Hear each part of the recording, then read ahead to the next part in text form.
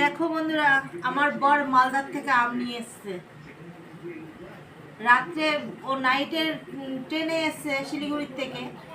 রাত্রে আম উঠেছে, আম নিয়ে এসছে। আমগুলো দেখতে ভালো, খেতেও বোধহয় ভালো হবে, মিষ্টি আছে গন্ধে যেটা মনে হচ্ছে। তা আমগুলোকে ধুয়ে নিয়েছি, এখন আমগুলোকে পিস পিস করে কাটি। আগে আমগুলোকে, জানি না এই আমটার নাম কি, ও নিজেও বলতে পারলো না। ও রাস্তা ঘুমের ঘরে কেনা তো। তাই চলো আমগুলো কেটে ভাবলাম তোমাদের সঙ্গে শেয়ার করে নিই। তাই আমটা তোমাদেরকেও খাওয়াবো, আমরাও খাবো, তোমাদেরকেও দেবো। আমগুলো আগে ছুলে নিই।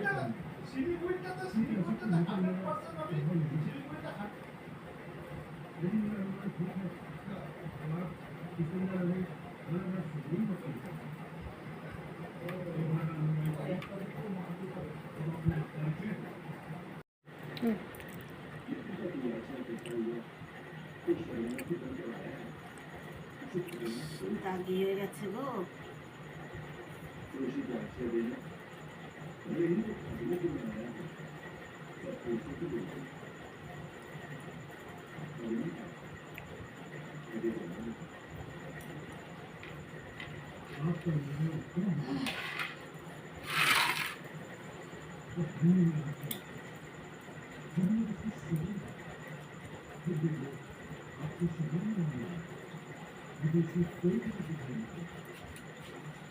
আমের সময় আম তো খেতে হয়, এবার কিন্তু আমের পরিমাণটা কমও আছে, কিন্তু এত দাম, সাধারণ ঘরে 1 কেজি আম কিনে অনেকে খেতে পারে না। এটা কষ্টের ব্যাপার।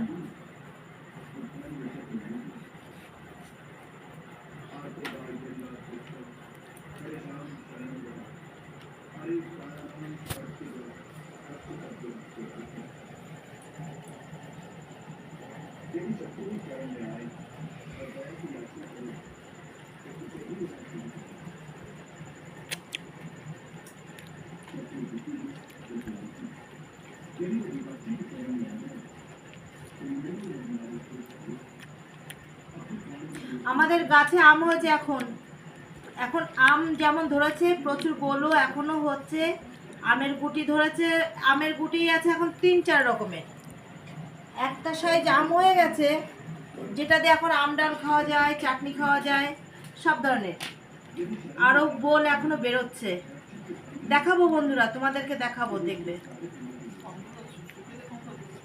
গন্ধটা তো ভীষণই ভালো, খুব সুন্দর গন্ধটা।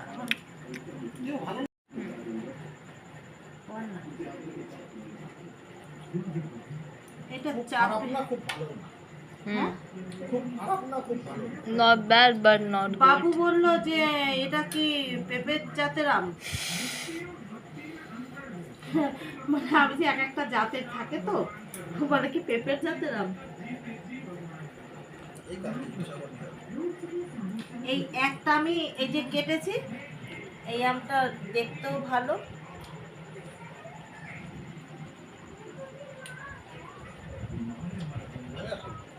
চলে আসো, কেন খাবে না?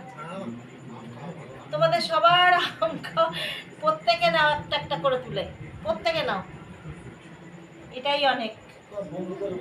হ্যাঁ তাই তো বলছি, আমার বন্ধুদের বলছি প্রত্যেকে একটা একটা করে তুলে নাও, সবার জন্য এই আমটা।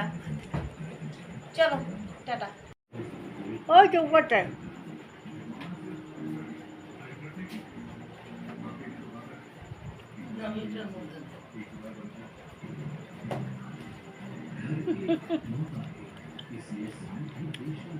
মা সত্যি এটা কোন জাতের আম কে জানে? এক জাতের মুসলমান দিয়ে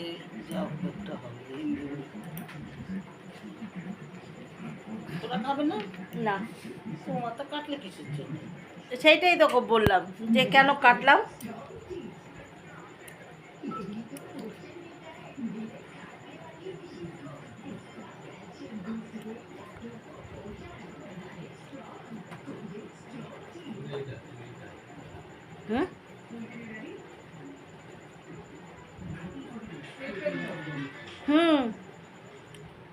পুরো পেঁপের স্বাদের স্বাদ।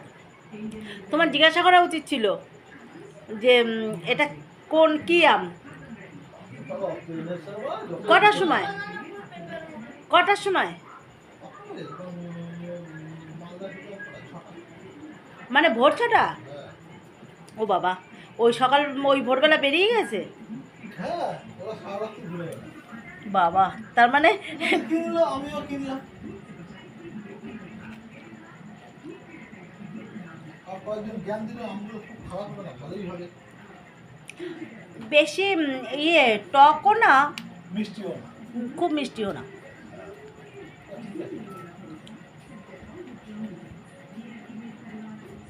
নাও খাও, এখন আমি রাত্রিবেলা বেরোবো না টাকা তুলতে। এই খাও। সকালবেলায় টাকা তুলবো একবারে।